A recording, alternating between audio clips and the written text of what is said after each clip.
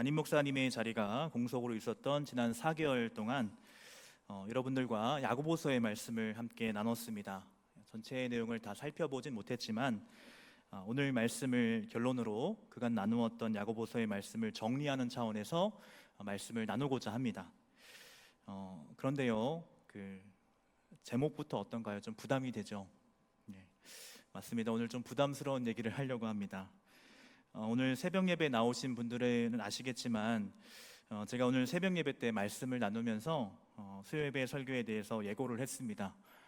좀 무겁고 부담스러운 말씀이 될 것 같다고 말씀을 드렸는데 그러고 집에 돌아갔더니 바로 저희 집사람이 달려와서 요즘 설교가 너무 무거운 거 알고 있냐고 그렇게 얘기를 하더라고요.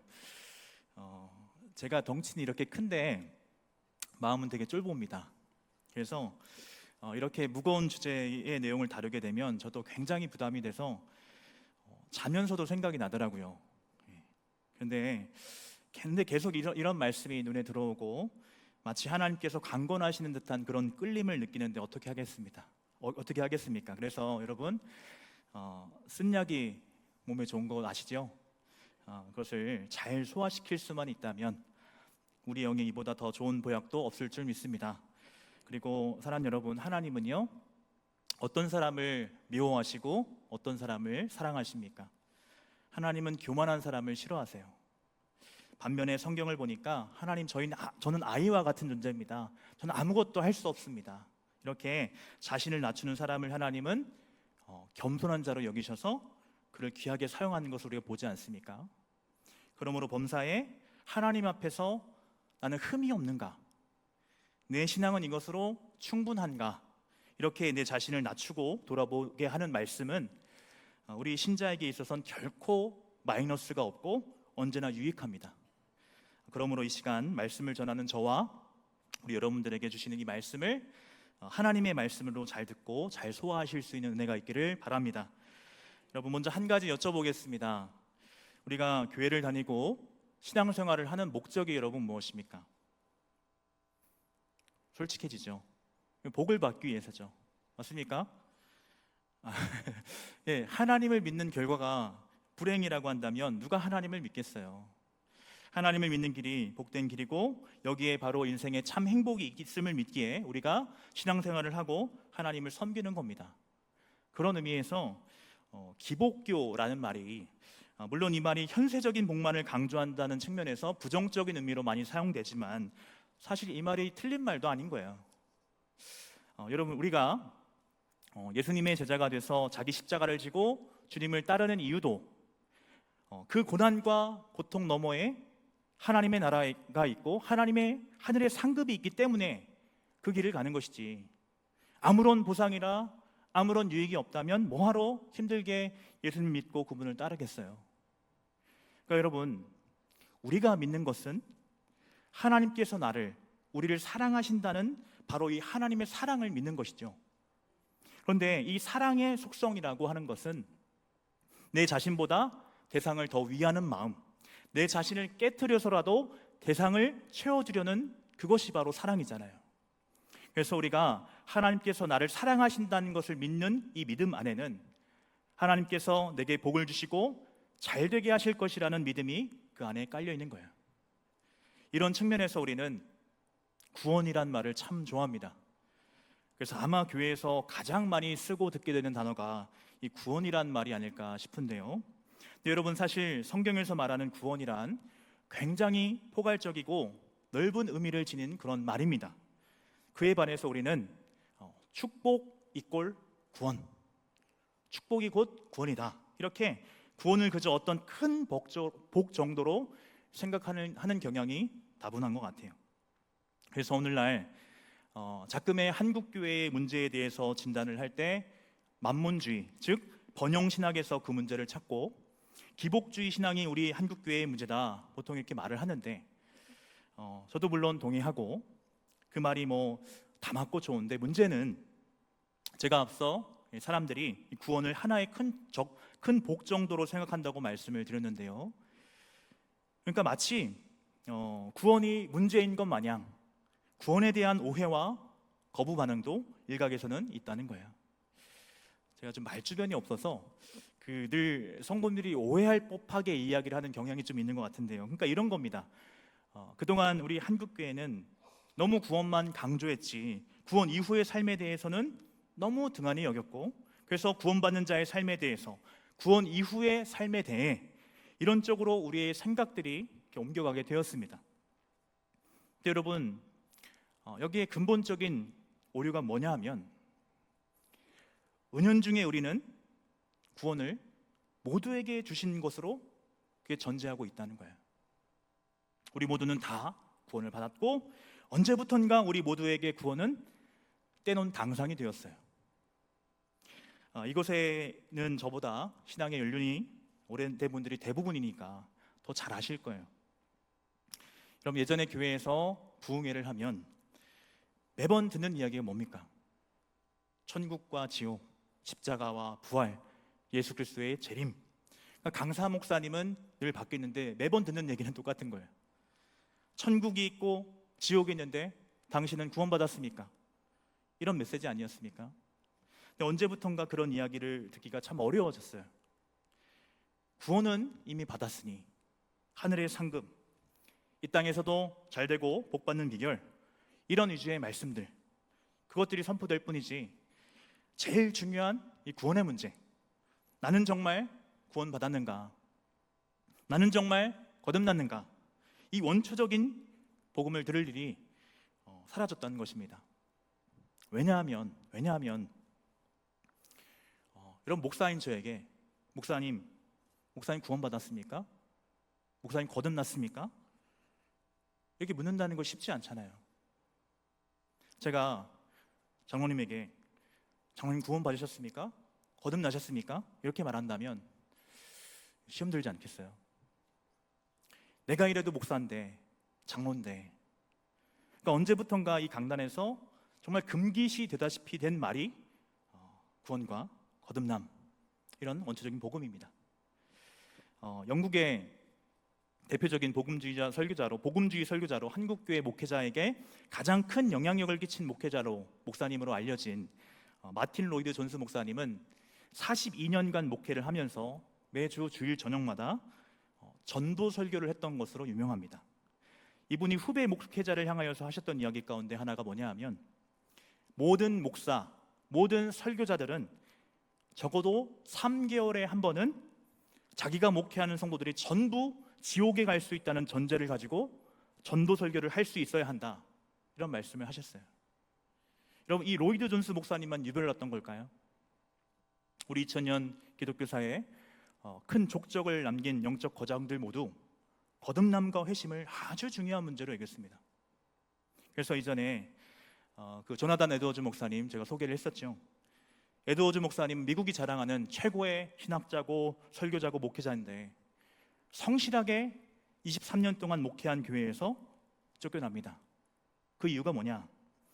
오랜 시간 정말 성심성의껏 하나님의 말씀을 전하고 가르치고 목양을 했는데 성도들을 보니까 이분들이 진짜 구원받은 게 맞는가? 거듭났는 게 맞는가?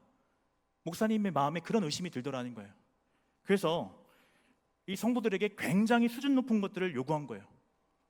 거기서 생겨난 성도들과의 마찰로 인해 쫓겨났거든요. 예수를 믿고 크고 괄목할 만한 삶의 변화가 있었는지 지켜보는데 아무리 봐도 잘 모르겠다는 거예요. 그래서 이처럼 과거 목회자, 설교자들에게 거듭남의 문제, 회심의 문제는 너무나 중요한 것이었고, 그래서 목사님들마다 회심을 참 중요하게 강조를 했습니다. 근데 어느 순간에 이게 사라졌어요.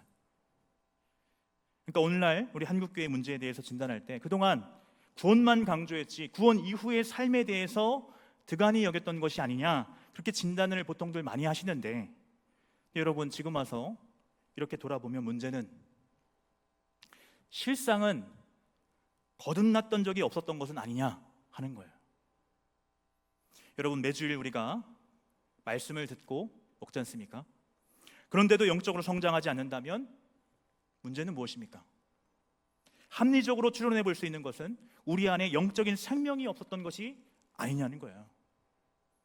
여러분, 우리가 정말 거듭났다면, 정말 믿음 안에서 새롭게 태어났다면 갓난아기가 엄마의 젖을 사모하듯이 반드시 하나님을 향한 강한 열망과 목마름이 있고, 그래서 참 생명이 우리 안에 있으면 반드시 자라게 되어 있는데 자라지 않는다, 성장하지 않는다, 더 나아가서 오히려 신앙이 퇴보한다 하면 그럼 심각한 거잖아요.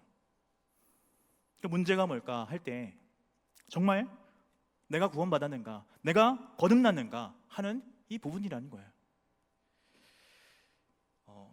참으로 마귀의 관계가 소스라치리만큼 섬뜩하다고 느끼는 것은, 여러분 제가 지금 하고 있는 이 이야기, 당신은 구원받았습니까? 당신은 거듭났습니까? 이 이야기를 좀 더 세게 하고 여기서 더 강조해서 얘기를 하면 대번 구원파 얘기가 나올 거예요. 저 목사님 좀 위험한데, 위험한 얘기를 하시는데, 그런 눈초리를 볼 거예요. 여러분 얼마나 참담한 일입니까? 근데 여러분 너무나 중요한 거예요. 오늘 이 시간 여러분들에게 꼭 드리고 싶은 이야기는, 제가 그 말씀 전할 때마다 요즘 동호반복을 참 많이 하는 것 같습니다. 여러분, 끝날 때까지 끝난 게 아닙니다. 우리가 다 이룬 게 아니에요. 아직 내가 잡은 줄로 여기지 아니하고 오직 한 일, 즉 뒤에 있는 것은 잊어버리고 표대이신 그리스도 예수를 향하여 부름의 상을 위하여 달려가노라 라고 하신 말씀처럼, 그리고 두렵고 떨림으로 너희의 구원을 이루라 하신 말씀처럼, 정말 구도자의 정신을 늘 잃어버리지 않고 앞으로 나아가야 되는데, 이만하면 됐지, 이만하면 잘 믿는 거야. 그렇게 현재의 신앙에 안주한다면 그럼 안 된다는 거예요. 내 안에 참 믿음이 있다는 증거는 콩나물에 물을 붓는 것과 같이, 그것이 아주 작은 변화라 할지라도 우리 안에 영적 생명이 있다면 분명한 것은 자라고 성장한다는 거예요. 그러니까 어제보다 오늘의 믿음이, 오늘보다는 내일의 믿음이 더 나아야 됩니다. 그게 진짜라는 거예요. 여러분들께서도 예전부터 이 구원과 거듭남에 대한 메시지를 참 많이 들어오셨을 거예요. 저도 어렸을 때부터 참 많이 들어왔던 메시지인데요. 네, 이 구원과 거듭남에 대한 얘기를 들을 때마다 제 마음 한켠에 늘 들었던 의구심 가운데 하나가 뭐냐 하면, 목사님들이 구원의 메시지를 전할 때마다 늘 빠지지 않는 성경 구절이 있죠. 로마서 10장의 말씀, 누구든지 주의 이름을 부르는 자는 구원을 받으리라. 사람이 마음으로 믿어 의에 이르고 입으로 신하여 구원에 이른다. 그러니까 입으로 예수님을 주님이라고 고백만 하면 구원을 받고 천국에 간다.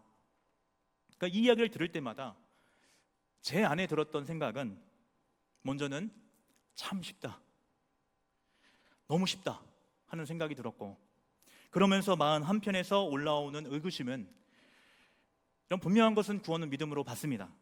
믿음으로 받는 것은 정말 진리고 분명한 사실인데, 그런데 주님을 인정합니다. 주님은 나의 주님이시고 주님은 그리스도십니다. 이렇게 말로 고백하면 그게 다인가?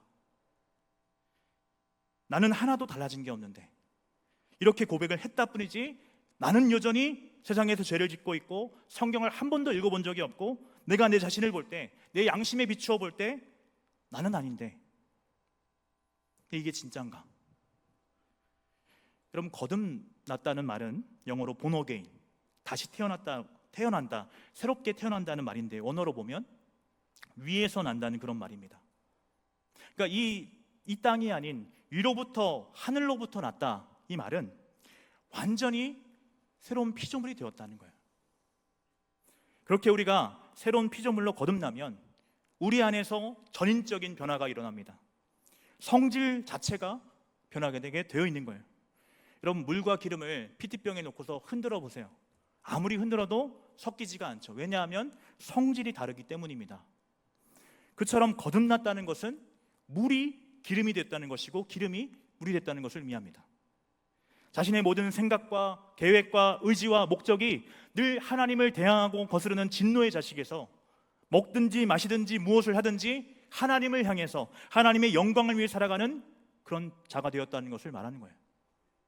다시 말해서 삶의 목적과 이유가 주님이라고 하는 이것이 추워도 흔들리지 않고 분명한 기준으로 세워진 그런 사람이 거듭난 사람이라는 거예요.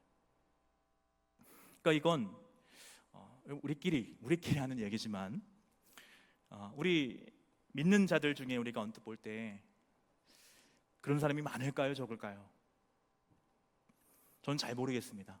하나님만 아시겠죠. 그러니까 이런 불확실성 때문에 뭐 하나님께서 믿을 자는 믿게 하시고 작정하신 자는 구원하시겠지 하고 그동안 저와 같은 설교자가 이렇게 쉽게 간과하고 넘어갔던 것이 아닌가 싶어요. 이 시간 제가 말씀드리고 싶은 것은, 여러분, 구원받는 게 쉬울까요? 그런 생각 안 해보셨죠? 우린 지금까지 단 한 번도 이게 어려운 일이라고 생각한 적이 없을 겁니다. 너무 쉬운 것이라고 생각을 해왔는데 오늘 말씀을 보십시오. 여러분, 오늘 본문의 이 말씀은요, 예수님께서 하신 말씀이라는 사실에서 세실에 우리가 주목을 해야 됩니다. 여러분, 우리가 가지고 있는 66권 성경이 다 하나님의 감동으로, 하나님의 영감으로 지어진 책이지만 이 성경 안에는 불신자의 말도 있고 심지어 사단의 말도 있어요. 그렇죠? 내가 땅을 두루 돌아 여기저기 다녀왔나이다. 누구의 말입니까? 욥기서에서 사단이 한 말이에요. 여러분, 이 말이 성경에 있다고 해서 액자로 만들어 봐요. 땅을 두루 돌아 여기저기 다녀왔나이다. 여행사 개업 예배 때는 좋을 것 같아요. 그렇죠? 그렇지만 이것은 엄밀한 의미에서 사단의 말이에요. 제 얘기는요, 오늘 이 말씀이 예수님께서 친히 하신 말씀이라는 측면에서 더 큰 권위가 있다는 겁니다. 근데 오늘 말씀에 그럼 예수님께서 뭐라고 말씀하십니까? 오늘 말씀 23절 같이 한번 읽어볼까요? 23절입니다.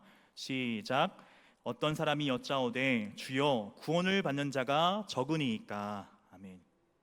오늘 이 본문에서 말씀하고 있는 어떤 사람인지는 잘 모르겠습니다. 근데 이 익명의 사람이 예수님, 주님, 구원받는 자가 적습니까? 이렇게 물었다는 것은 우리에게 어떤 정보를 줍니까? 먼저 이 사람이 누군지는 모르겠는데 이 사람은 예수님의 이야기를 참 많이 들었던 그런 사람인 것이 분명해요.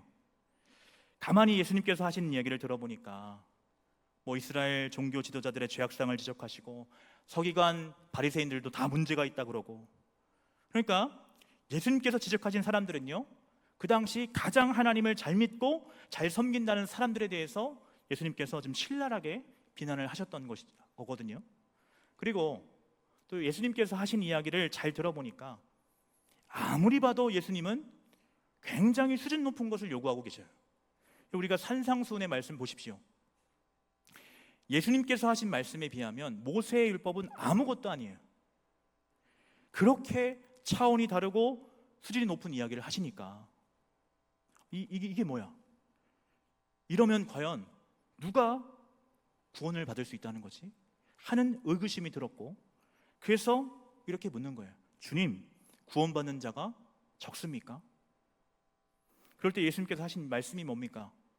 적다 많다 딱 부러지게 답을 주시는 것이 아니라 우리 24절입니다. 24절 같이 한번 읽어보겠습니다. 시작. 그들에게 이르시되 좁은 문으로 들어가기를 힘쓰라. 내가 너희에게 이르노니 들어가기를 구하여도 못하는 자가 많으리라. 아멘. 그럼 지금 예수님의 이 말씀은 무슨 말씀이에요? 이 익명의 사람이 물었던 것은 구원받는 자가 적은지 많은지 그걸 물었는데 뜬금없이 좁은 문 이야기를 하시는 거예요. 좁은 문으로 들어가기를 힘쓰라 하시면서 그 좁은 문에 들어가기를 구하여도 못하는 자가 많을 것이다, 이렇게 말씀하고 있는 겁니다. 그러니까 여러분, 먼저는요, 내가 원하고 바라는 것이 믿음이 아니라는 거예요. 원한다고 바란다고 다 들어가는 것도 아니고, 또 중요한 것은 이 문은 좁다, 좁은 문이라는 거예요. 그리고 여기서 한 가지 더, 너희가 구원받기를 원한다면 그 좁은 문으로 들어가기를 힘써야 된다는 거예요. 힘쓰래요. 다시 말씀드리지만 지금 이 예수님의 말씀은 구원에 관한 답변입니다. 이 말씀은 분명히 우리가 그토록 소망하고 원하는 그 하늘나라에 대한 말씀을 지금 하고 계시는 거예요. 그렇다면 여러분, 예수님의 지금 이 말씀은요, 구원받는 이가 적다는 것입니까? 많다는 것입니까? 저녁에 먹은 것이 얹혀서 소화가 안 되십니까? 다시 묻겠습니다. 구원 얻는 것이 쉽다는 거예요, 어렵다는 거예요? 여러분, 분명히 지금 어렵다고 말씀을 하고 계신 것 같아요. 그런데 우리에게 구원받는 것은 너무나 쉬운 거예요. 한 번도 어려운 거라고 생각한 적이 없을 거예요. 저도 그랬고요. 너무 쉽잖아요. 다들 쉽게 생각하잖아요. 입으로 예수님 시인하고 주님을 나의 구주라 고백하면 다 천국 가고 구원받는다고 생각하잖아요. 그렇다면 누구든지 주의 이름을 부르는 자는 구원을 받으리라. 사람이 마음으로 믿어 의에 이르고 입으로 신하여 구원에 이른다. 이 말씀은 대체 뭘까? 어떻게 이해하면 좋을까? 여러분, 로마서를 바울이 쓸 당시에 예수 믿는 자들에 대한 핍박은 너무나 심한 것이었습니다. 우리 배경에서 그래서 이 말씀을 볼 때는 너무나 쉽고 어렵지 않은 그런 요구인데, 그런데 그 당시는 정말 목숨을 걸어야 할 수밖에 없는 그런 고백이었다는 거예요. 아마 잘 아시는 얘기일 거예요. 마치 오늘날 북한에서 예수를 믿다 붙잡힌 것과 꼭 같다고 보시면 됩니다.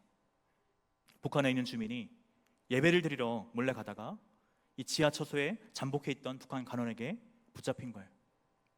그때 이제 북한 간원이 묻는 거죠. 너 어디 가냐 지금? 너 예수쟁이야? 했을 때 네, 난 예수쟁이입니다 라고 말하면 그 사람은 진짜입니다. 그 상황에서 이렇게 고백할 수 있다면 그 사람은 진짜고 다른 거 잴 것 없이 그런 천국 갑니다. 왜냐하면 예수님께 자신의 목숨을 건 사람이니까요. 여러분, 왜 기독교 고전 영화 가운데 쿼바디스를 혹시 보셨는지 모르겠습니다. 그 영화를 보면 로마 네로 황제 때 기독교에 대한 박해가 심해서 바울도 이 네로 황제 때 죽었지 않습니까? 너무 박해와 핍박이 심하니까 사람들이 예수 믿는다는 표식을 못하는 거예요. 이 사람이 예수 믿는 사람인지 알 방법이 전혀 없는 거예요. 혹 잘못 말했다가 당신 예수 믿습니까? 잘못 말했다가 너 예수 믿는 자야? 하고서 고발해버리면 나만 죽는 것이 아니라 내 일가족과 소속된 공동체가 싸그리 붙잡혀가는 거예요. 그래서 이런 배경에서 만들어진 표식이 뭡니까? 익투스라고 하죠. 익투스. 왜 예전에 우리 자동차 스티커로 많이 붙이고 다녔던 물고기 모양, 기독교 상징이라고 해서 많이 붙이고 다니셨을 거예요. 이 쿼바디스라는 영화에서 그런 장면이 나옵니다. 서로가 만났는데 대화를 나누던 중에 한 사람이 땅에 물고기를 그리는 거예요. 만약 그 옆에 상대가 크리스천이면 그것을 보고 대본 알아차리고 물고기를 그립니다. 그러면 서로가 크리스천이라는 걸 알게 된 거잖아요. 그럼 그때부터 신앙의 교제를 나누게 되는 거예요. 근데 만약에 한 명이 물고기를 그리는데 상대가 전혀 반응이 없다. 그러면 재빠르게 싹 지워버립니다. 그 사람은 크리스천이 아닌 거예요. 그래서 익투스라고 하는 이 물고기를 기독교의 상징으로 썼던 그런 시대가 있었는데요. 이 익투스라고 하는 것은 말의 머리 글자를 따면 예수 그리스도 하나님의 아들 나의 구원자 이런 뜻입니다. 이 첫 글자를 따다 보니까 묘하게 익투스라는 말과 맞게 되었어요. 그래서 이제 물고기가 기독교의 상징이 된 건데요. 그러니까 여러분, 이런 상황 속에서, 이런 배경 속에서 하신 말씀이 이 로마서 10장의 말씀이에요.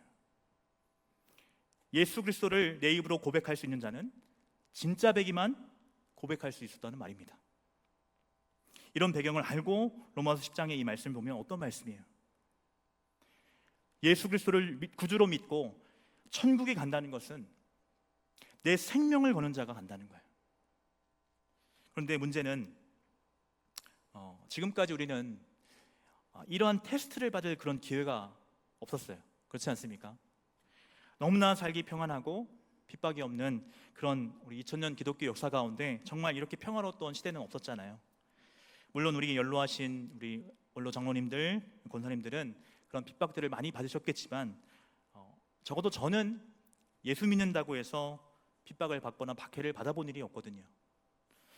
그러니까 뭐 예수님이라고 하는 한 가지 이유 때문이 아니라 그래서 정말 다양한 이유로 여러 가지 이유로 교회에 나오고 그래서 교회가 이렇게 부흥했는데 문제는 그런 만큼 이 교회에 가짜가 있다는 거예요.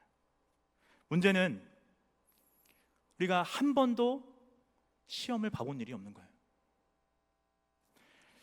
저희 아들들이 둘이 있는데요. 둘 다 초등학생입니다. 근데 요즘 신기하게도 초등학교에서 시험을 안 보더라고요. 저는 우리 교회에도 선생님들 많이 계시는데 여쭤보고 싶어요. 왜 시험을 안 보는지 모르겠습니다. 그러니까 애들이 시험을 안 보니까 아주 교만해요. 자기 실력이 엄청 좋은 줄 알고 있는데, 그러니까 시험을 봐야지 내 자신의 영적 상태가 보일 텐데 시험을 봐본 일이 없는 거예요. 그러니까 여러분, 고3인데요. 이제 수능 시험도 얼마 남지 않았는데 한 번도 시험을 봐본 일이 없는 거예요. 부지런히 앉아서 열심히 공부한다고 했는데 실력을 도무지 모르겠는 거예요. 시험을 봐본 일이 없으니까 점수가 어느 정도 나올지 가늠이 안 잡히는 거죠. 그럼 어떻게 해요, 여러분? 시험을 봐봐야 되잖아요. 그래야 우리 반 아이들의 수준을 알 수 있는 거 아니겠습니까? 시험을 봐야 알 수 있는데 시험을 안 보니까 거품이 꽉 차서 진짜인 줄 알고 착각한다는 거예요. 그래서 모르긴 모르지만 하나님께서 지난번에 한번 살짝 맛배기 시험을 가볍게 치셨습니다.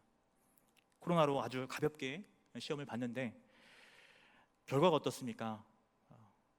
함량 미달, 자격 미달자가 많이 나오지 않았습니까? 그래서 여러분, 내 믿음이 진짜인지 정말 점검해 봐야 되고, 늘 자신이 믿음 안에 있는가 시험하여 보고 내 신앙을 그렇게 돌아보고 점검하는 일에 게으르면 안 되는데, 다 잘 믿고 잘 하고 있다 착각을 하고 있으면 우리 하나님의 마음이 어떨까요? 여러분, 다시 한번 말씀드립니다. 끝날 때까지 끝난 게 아닙니다. 사단 마귀가 우는 사자처럼 택하심 받은 백성들도 미혹해 하려는 그 미혹과 속임수가 우리가 천국 가는 그날까지 지속될 것이고, 자신의 때가 얼마 남지 않았다는 사실을 알고 사탄은 파상 공세로 우리를 넘어지게끔 하기 위해서 도전해 올 거예요. 표대이신 그리스도를 바라보면서 계속해서 믿음 안에서 정진할 수 있는 모든 중앙교회 성도님 되시기를 축복합니다. 그간 야고보서 말씀을 나누면서 참 믿음이란 무엇인지, 참 신앙의 표지에는 어떤 것들이 있는지에 대해서 함께 나누었습니다.